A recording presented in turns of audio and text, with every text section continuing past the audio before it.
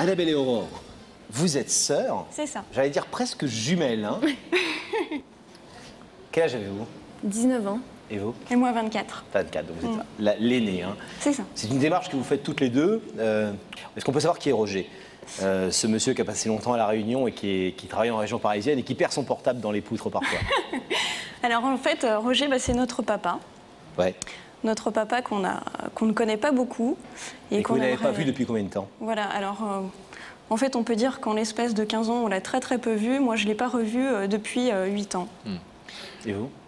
Moi je l'ai vu l'année dernière pour l'enterrement de ma grand-mère et sinon depuis l'âge de 2 ans je ne l'avais pas revu.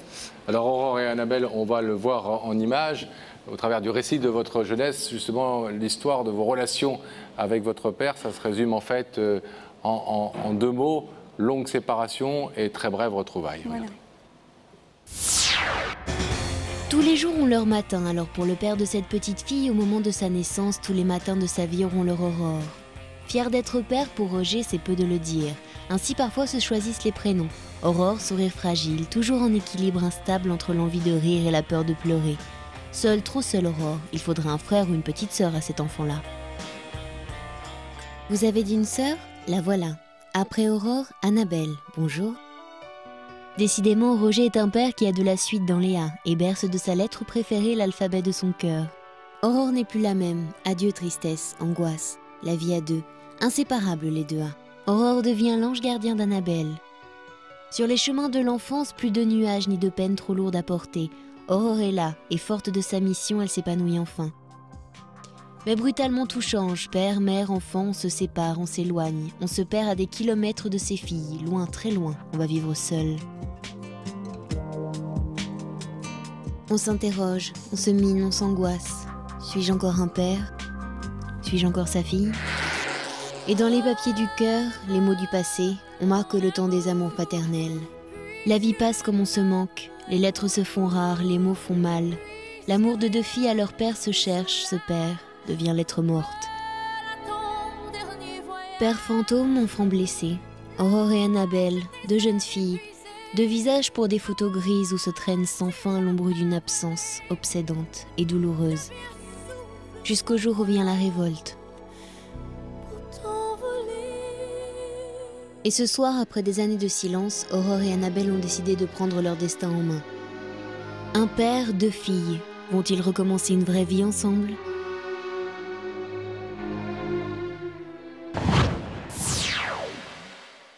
On voit que les torts sont un peu partagés et qu'en tout cas, il y a une histoire de vie qui vous a séparés.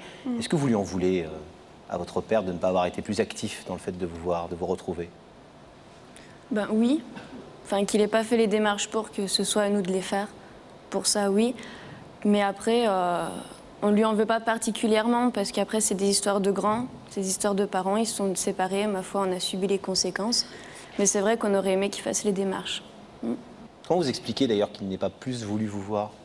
Vous êtes quand même 2 filles, c'est important, il vous aimait beaucoup, il était votre papa. On ne se l'explique pas véritablement, mais on peut penser que c'est effectivement la séparation de 2 êtres qui s'aimaient, qui a peut-être semé un peu la zizanie. La relation avec votre mère était vraiment très tendue et ça a pu faire une barrière infranchissable pour lui.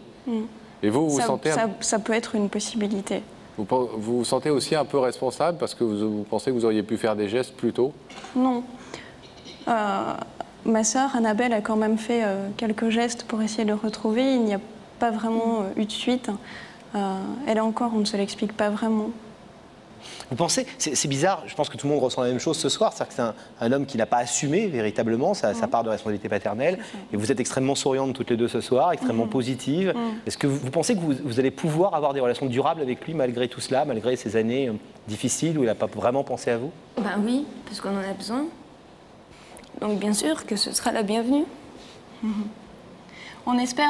Moi, j'ai de très bons souvenirs de mes rapports avec mon père lorsque j'étais petite fille, donc il n'y a pas de raison que ce ne soit pas pareil maintenant. Excusez-moi, mais on a le sentiment et que ça vous touche beaucoup plus vous que vous. Alors, ça ne veut pas dire que ça ne vous touche pas, mais en tout cas que vous le montrez moins et vous êtes plus forte, entre guillemets, par rapport à ça, plus sereine par rapport à ça. Peut-être parce que je suis la plus grande, mais je ne le montre pas, ça me touche énormément aussi.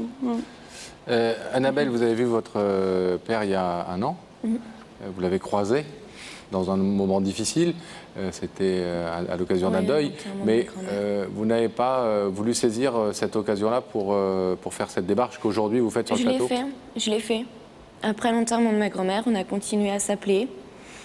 Et parallèlement, il y a des histoires toujours de grands, ma maman, mon papa, qui fait que ça a freiné un peu notre relation. Et du jour au lendemain, il n'y a plus de nouvelles.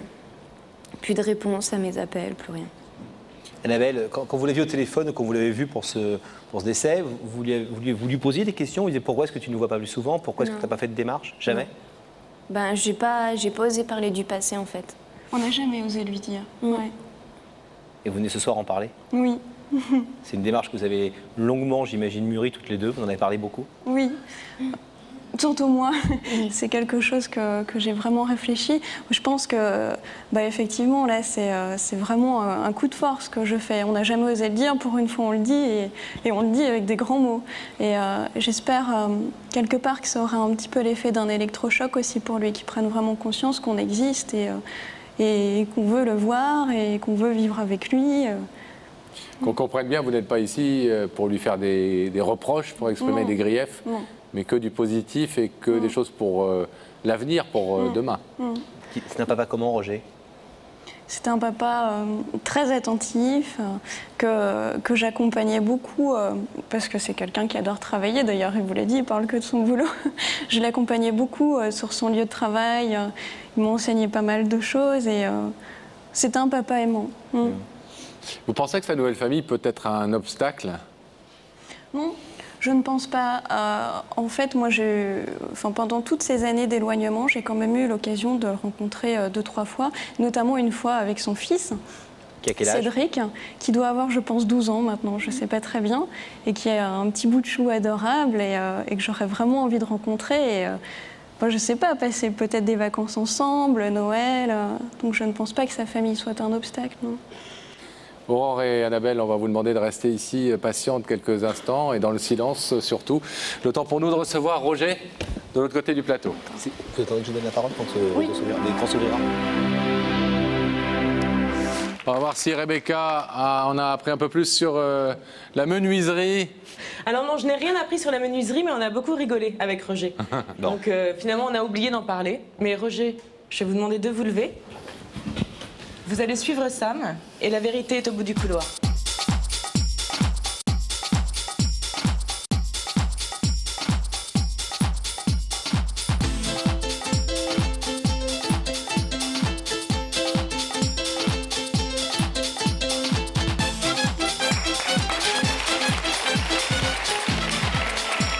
Bonsoir Roger, bienvenue.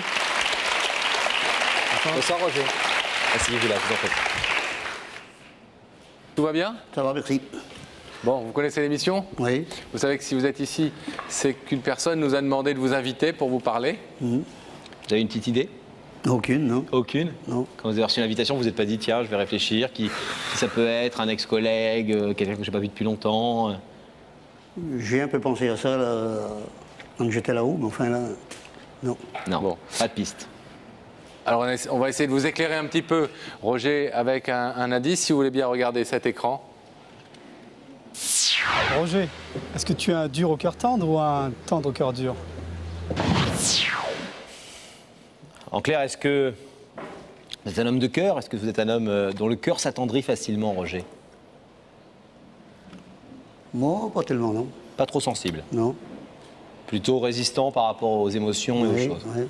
Mais vous le laissez parler, ce cœur, de temps en temps, quand même? Ça m'arrive. Oui. Alors, Roger, est-ce que vous voulez savoir qui se trouve de l'autre côté de ce rideau? Qui Oui. vous a fait venir? Oui. Oui. Vous savez que ce n'est pas une obligation. Ça doit être un choix, une vraie décision de Non, votre non, part. pas de problème. Je vais vous demander alors de regarder à nouveau cet écran. Et le visage de la personne en question va se manifester. Des personnes, plus exactement.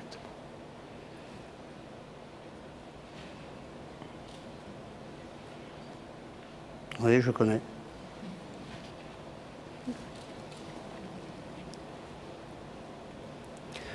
Je connais, mais je vois pas pourquoi elles m'ont fait venir là, parce qu'elles ont mon téléphone, mon adresse et tout.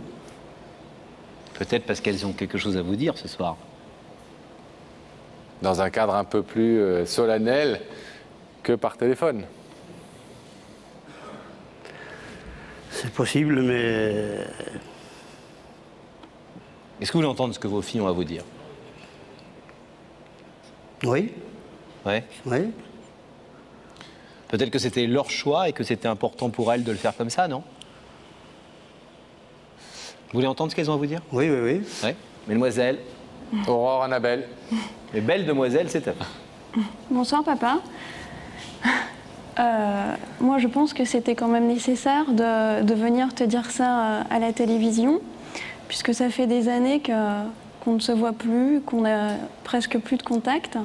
Et j'ai vraiment envie que tu prennes conscience combien c'est important pour moi que tu sois présent, que tu t'occupes de nous. Je sais qu'il y a des histoires entre toi et maman qui nous éloignent, mais moi j'en ai rien à faire de tout ça. Je veux vraiment que tu nous apportes ton amour. On est tes filles et je sais plus comment te le faire comprendre. J'ai peut-être jamais su et j'ai vraiment envie de faire un gros coup là. Donc c'est ce qui explique le fait qu'on t'ait invité à un plateau de télévision. Ça te met peut-être mal à l'aise, alors je m'en excuse. Mais c'est suffisamment important pour moi pour te le dire de cette manière. Voilà. Je pense qu'on a encore beaucoup de choses à vivre. On a raté beaucoup de trucs, on s'est loupé, je pense. Mais on a beau être adultes, toutes les deux, on a encore vraiment besoin de toi, tous les jours. Moi, je voulais ajouter 2 mots. On aurait pu t'appeler, c'est clair. Je l'ai fait. J'ai pas eu de réponse. Des messages, je t'en ai envoyé. J'ai pas eu de réponse. Donc voilà, on a essayé. Malheureusement, ça marche pas. On s'est dit peut-être que la télé, ça le fera changer d'avis. Moi, je veux juste une chose. C'est renouer, te retrouver mon papa que j'ai pas eu. Mais je veux pas des promesses dans le vent. Je veux que si tu décides d'ouvrir ce rideau pour nous dire oui, je m'occuperai de vous, tu le fasses. Je veux pas que tu me le dises et que ça fasse comme oui, Annabelle, t'inquiète pas, je descendrai à Lyon, je viendrai te voir et tu l'as jamais fait. Je veux que cette fois ce soit vrai. Voilà. Roger, est-ce que vous attendiez à ce que ce soit vos filles qui soient là? Je m'en doutais un peu. Un petit peu. Ouais.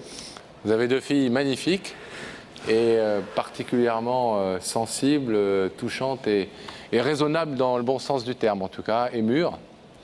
Elles ont fait cette démarche parce qu'elles vous l'ont dit, c'était très important pour elles de le faire comme ça. Vous êtes touché par, même si vous êtes surpris qu'elles le fassent comme ça, mais vous êtes touché quand même qu'elles le fassent de cette façon. Ouais. Courageuse. Ouais. Hein? Elles nous ont dit que des choses très gentilles sur vous tout à l'heure, en nous disant on ne veut pas l'accuser de quoi que ce soit.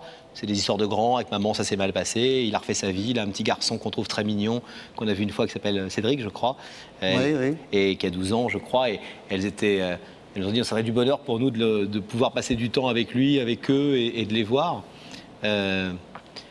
Sans rentrer dans le détail, pourquoi selon vous il y a eu comme ça une si longue absence, ou en tout cas peu de communication entre vous? Disons que je suis resté à La Réunion assez longtemps, à La Réunion assez longtemps. Je revenais rarement en France. C'est loin? C'est loin, oui. Puis quand je suis rentré, bon, j'avais pas du tout envie de voir personne, pas plus ma famille que tout le reste, ce qui fait que je suis resté dans mon coin. Vous reconnaissez votre... Et là, encore une fois, il ne s'agit surtout pas de distribuer les bons et les mauvais points aux uns et aux autres, surtout que votre histoire, on ne la connaît pas, mais vous pensez qu'il y a aussi, en tout cas, de votre responsabilité dans le fait que cette communication n'ait pas eu lieu. J'en suis tout à fait conscient. Hein. Mais Annabelle disait, et on l'a bien entendu parce qu'elle l'a dit de façon assez véhémente à l'instant, qu'elle veut des relations qui perdurent et non pas qui se délitent à nouveau avec le temps. Roger, je vais vous demander de vous lever, s'il vous plaît, de vous placer face au rideau, ici. Roger, Aurore et Annabelle, vos 2 filles, sont venues ce soir pour essayer d'avoir enfin un papa présent et de vous donner aussi par la même occasion 2 filles présentes. Vous savez, c'est le principe de cette émission que vous pouvez décider ce soir de repartir tranquillement chez vous et puis de donner la suite que vous voudrez après à cette demande, ou d'ouvrir ce rideau et de dire tout de suite oui. à vos deux filles. Qu'est-ce que vous décidez, Roger? Oui, ben, on ouvre le rideau. Vous ouvrez le rideau? Alors, on y va. Allez, Véronique.